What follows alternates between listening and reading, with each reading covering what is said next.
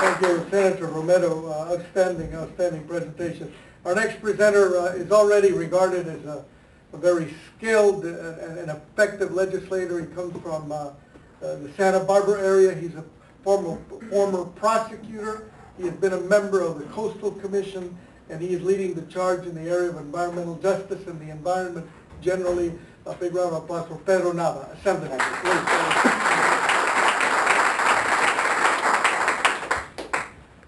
This is a great day for California, and this is a great day for Californians. We're here to talk about initiatives, efforts, and advances by the Latino Caucus, and why they are so important, and what it all represents. Whoever's out there. I serve as the chair of the Assembly Transportation Committee. Roadways, highways, rail, airports. And the reason why I mention that, the only reason why I mention that, is because in my history and in my background, my father came to this country and he worked the railroads. And in the short space of one generation, we go from a railroad laborer to lawyer to legislator. That's the California dream. That is the promise for people who work hard and dedicate their lives to supporting themselves and their families so that people like us can hold the doors open for opportunity in all of the areas that you see identified in your package. I'm working on the issues of environmental justice. There are approximately 12 million Latinos living throughout the state of California who are very, very concerned with the issues that affect their well-being. And though Latinos place a high value on the environment, there has never been a major focus on environmental impacts and justice affecting our community. But those things are changing now. Several organizations and individuals are beginning to take an interest on the environment's effect on our lives, and for good reason. Today, Latinos are more likely to live immediately adjacent to polluting industries and in areas failing to meet national pollution standards. In 1995, a study found that 80% of Latinos lived in areas that failed to meet a federal Environmental Protection Agency air quality standard.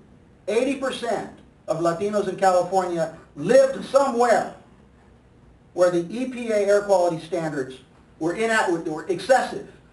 Let's compare that to 65% of African Americans and 57% of Caucasians. But it's not just air quality that's the only environmental problem that impacts California's Latinos. Throughout the state, our communities are increasingly faced with a whole range of environmental problems. Severe air pollution, lack of access to affordable and safe drinking water, insufficient public transportation services, a lack of access to outdoor and wilderness experience are just a few of the environmental problems that affect the quality of life for Latinos in California.